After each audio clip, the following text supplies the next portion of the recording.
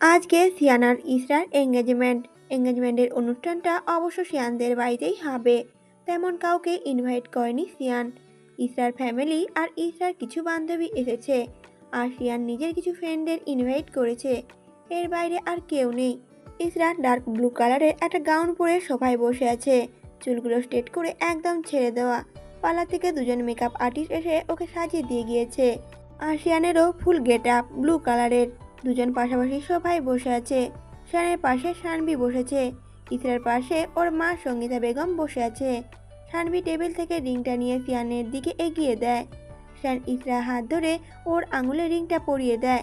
এরপর সঙ্গীতা বেগম একটা রিং ইসরার হাতে ধরিয়ে দেয় সিয়ানকে পরানোর জন্য। ইসরা হাত পা কাঁপছে, কেমন যেন একটা অন্যরকম ফিলিংস হচ্ছে তার। ইসরা কোনো রকমে কাঁপা কাঁপা হাতে রিংটা নিয়ে সিয়ানকে পরিয়ে দেয়। সবাই একসাথে হাত তালি দিয়ে ওঠে। সবাই মিলে অনেক ফটো তুলে। সিয়ান আর ইসরাও আলাদা করে কিছু ফটো তোলা হয়। পুরো সন্ধ্যাটা ওরা আড্ডা হাসি আর মজা করেই কাটায়।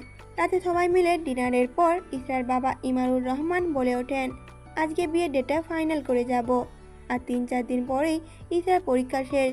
সামনে রবিবারেই তোমাদের বিয়ের আয়োজন করব বলে ভেবে রেখেছি। বলেই উনি সিয়ানকে জড়িয়ে ধরে বললেন, আজ আসি বাবা, সাবধানে থেকো। সিয়ানও প্রত্যুত্তরে বলে ওঠে, জি আঙ্কেল, আপনারাও সাবধানে যাবেন। সঙ্গীতা বেগম সিয়ানের থেকে বিদায় নিয়ে তারপর শানবীর মাথায় হাত বুলিয়ে বলে ওঠেন, ভালো থেকো মা, আসছি, সাবধানে থেকো। শানবী তখন বলে ওঠে, জি আন্টি, আপনারাও সাবধানে যাবেন, আর পৌঁছে একটা ফোন করবেন অবশ্যই। ইসরা আম্মু তখন বলে ওঠে, আচ্ছা। শাওন ফোন কানে নিয়ে কপাল কুঁচকে আছে। ওর ভীষণ রাগ হচ্ছে। ফোনে ওপাশে দেওয়া ব্যক্তিটি নিউজটা শোনার পরই রাগে গা গিজগিজ করছে। তাকে ফোনটা ছুঁড়ে মারেছে। চেয়ারে একটা লাথি মেরে ক্ষিপ্ত কণ্ঠে বলে ওঠে, শিয়ান, তোকে আমি কিছুতেই শান্তিতে থাকতে দেব না। কি ভেবেছিসটা কি? আমাকে মেরে আমাকে অপমান করে প্রপার্টি না লিখে দিয়ে বিয়ে করে সুখে সংসার করবি? নো, নেভার, কখনোই না। এই শাওন তোকে কখনোই শান্তিতে থাকতে দেবে না। শাওন বেঁচে থাকতে কখনোই তুই বিয়ে করতে পারবি না। তোকে আমি কিছুতেই সুখে থাকতে দেব না, কিছুতেই না। বলেই বিশ্রীভাবে হাসতে থাকে শাওন। বিয়ের শপিং প্রায় শেষ। শানবী, শিয়ান আর ইসরা মিলে মোটামুটি সব কিছু শপিং করেছে। কালকেই শিয়ান আর ইসরার হলুদ। যদিও ইসরার বাবা ইচ্ছে ছিল একমাত্র মেয়ের বিয়ে খুবই বড় করে দেবে, ধুমধাম করে দেবে, কিন্তু শিয়ানের ইচ্ছে খুবই সাদামাটাভাবে ঘরোয়াভাবেই যেন ওদের বিয়েটা সম্পন্ন হয়। আর বিয়ের সব কিছু যেন শিয়ানদের বাড়িতেই হয়। বিয়ের ব্যাপারে শুধুমাত্র শিয়ান এই একটা ইচ্ছা কথাই বলেছে, তাই ইমারুর রহমান আর না করেনি। তাছাড়া ইসরা এই ব্যাপারে একমত। তাই ওদের হলুদরা কালকে ছোট পরিসরে ঘরোয়াভাবেই করা হবে। ঈশান শিয়ানকে ফোন দিয়ে বলেছে বিয়েতে আসতে পারবে না। এই নিয়ে শিয়ান ভীষণ রাগারাগি করেছে ঈশানের সাথে। শিয়ান বলে ওঠে, কি বলি তুই, বিয়েতে তুই আসতে পারবি না? প্রত্যুত্তরে ঈশান বলে ওঠে, না রে, ইম্পর্টেন্ট একটা কাজ পড়ে গেছে হসপিটালে। শিয়ান তখন বলে ওঠে, তুই কিন্তু আমাকে প্রমিস করেছিলি বিয়েতে আসবি বলে। ঈশান তখন বলে ওঠে, হ্যাঁ করেছিলাম তো, কিন্তু আমি নিজেও জানতাম না হঠাৎ করেই এমন এমার্জেন্সি একটা পড়ে যাবে। শিয়ান তখন বলে ওঠে, হ্যাঁ হ্যাঁ বুঝেছি, দূরে গিয়ে আমাদেরকে তো ভুলেই গেছিস, যেটা আমি ভালোই বুঝতে পারছি। আচ্ছা তুই আসতে না পারিস, অন্তত আন্টি আর ইশিতাকে পাঠিয়ে দে। ঈশান তখন বলে ওঠে, দেখ, মায়ের শরীরটাও না অতটাও ভালো না, তাই আমি ওদেরকে একা পাঠাতে পারবো না। আমার নিজেরও খারাপ লাগছে আমি তোর বিয়েতে থাকতে পারছি না। আমি জানি তুই আমার উপর ভীষণ রেগে আছিস, তবে খুব তাড়াতাড়ি চট্টগ্রামে আসছি আমি, তখন তোর বউয়ের সাথে মিট করব। শিয়ান তখন বলে ওঠে, হ্যাঁ তুই যে কত আসবি সেটা আমি দেখতেই পাচ্ছি।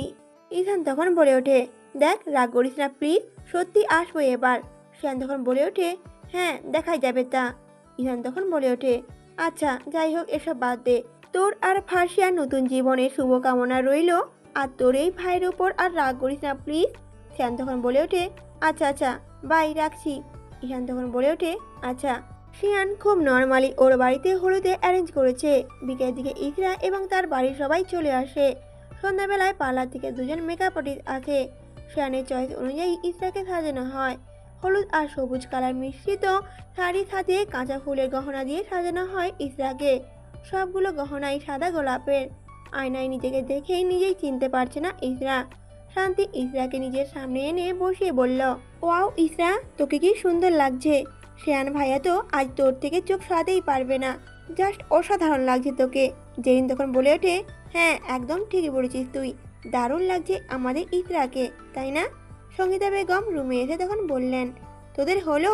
জেরিন তখন বলল, এই তো আন্টি হয়ে গেছে, আমরা আসছি। ইসরা আম্মু তখন বলে ওঠে, হ্যাঁ তাড়াতাড়ি আয়। শিয়ানদের ড্রয়িং রুমে হলুদে অ্যারেঞ্জ করা হয়েছে। শান্তি আর জেরিন মিলে ইসরাকে ড্রয়িং রুমে নিয়ে আসে। শিয়ানের পাশে সোফায় বসায়। শানের পরনে হলুদ রঙের পাঞ্জাবি। ওর সব ফ্রেন্ডরা হলুদ রঙের পাঞ্জাবি পরেছে। সানভিকে সবাই শাড়ি পরতে বলেছিল, কিন্তু সানভি শাড়িতে কমফোর্টেবল ফিল করে না, সেই জন্য ও হলুদ রঙের চুড়িদার পরেছে। একে একে সবাই এসে ওদের দুজনকে হলুদ লাগায়। হলুদ পর্ব শেষে খাওয়া দাওয়া করে শিয়ান আর ইসরার ফ্রেন্ডরা চলে যায়। ইসরা আর সানভি একই রুমে শুয়ে পড়ে। ইসরা খুব টায়ার্ড থাকায় শুয়ে পড়ার সাথে সাথেই ঘুমিয়ে যায়, কিন্তু সানভির চোখে ঘুম নেই। ওর ভীষণ মন খারাপ হচ্ছে ঈশান আসবে না বলে। কিছুতেই তার ঘুম আসছে না, ইচ্ছে করছে ঈশানের সাথে কথা বলতে, কিন্তু ঈশানকে বললে সে আবার কি না মনে করে। এইভাবে কখনো কল দেওয়া হয়নি রাতে, কিন্তু আজ ভীষণ ইচ্ছে করছে কথা বলার। এভাবে অনেকক্ষণ ভেবে সানভি ঠিক করে ঈশানকে কল করবে। সানভি বাড়ির পাশ থেকে ফোনটা নিয়ে কাঁপা কাঁপা হাতেই ঈশানের নাম্বার ডায়াল করে। দুবার রিং হতেই ঈশান রিসিভ করে। হ্যালো সানভি, কেমন আছো? সানভি তখন বলে ওঠে, এই তো ভালো আছি, আপনি কেমন আছেন? ঈশান তখন বলে ওঠে, হ্যাঁ আমিও ভালো আছি। তা এত রাতে ফোন দিলে কোনো সমস্যা হয়েছে নাকি? সানভি তখন বলে ওঠে, না তেমন কিছু হয়নি। ঈশান তখন বলে ওঠে, ও আমি ভাবলাম কি নাকি হয়েছে, কারণ রাঙামাটি আসার পর থেকে তো তুমি কখনো আমাকে ফোন দাওনি, তাই তোমার ফোন পেয়ে একটু আমি অবাকই হয়ে গিয়েছিলাম।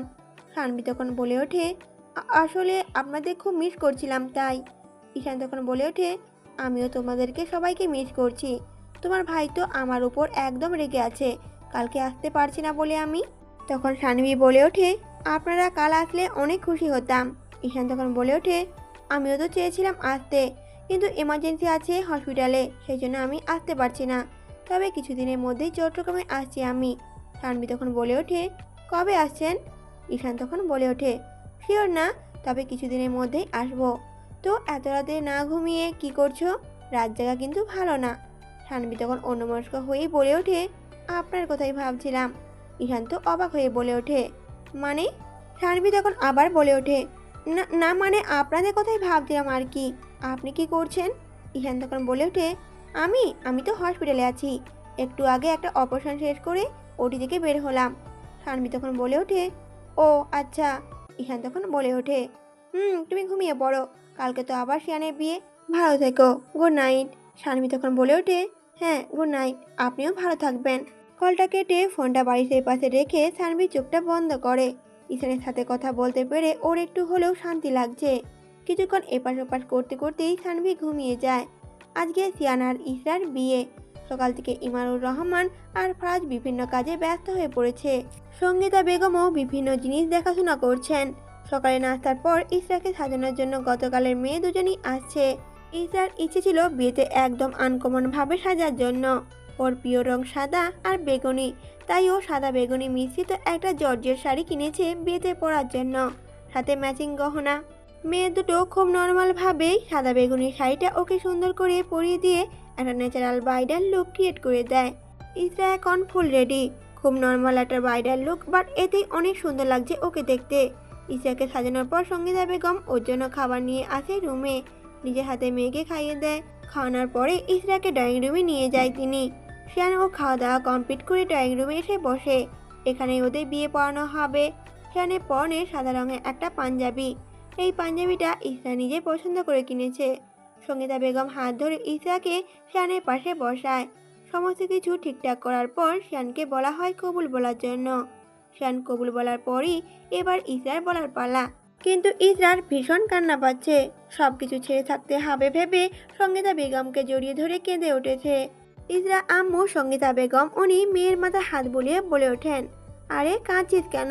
তুই তো সারা জীবনের মতো আমাদেরকে ছেড়ে কোথাও চলে যাচ্ছিস না, তাহলে এত কাঁদার কি আছে? কাঁদিস না মা। জেইন আর শান্তি মিলে ইসরাকে স্বাভাবিক করে তোলে। তারপর ইসরা কাঁপা কাঁপা গলায় সময় নিয়ে কবুল বলে দেয়।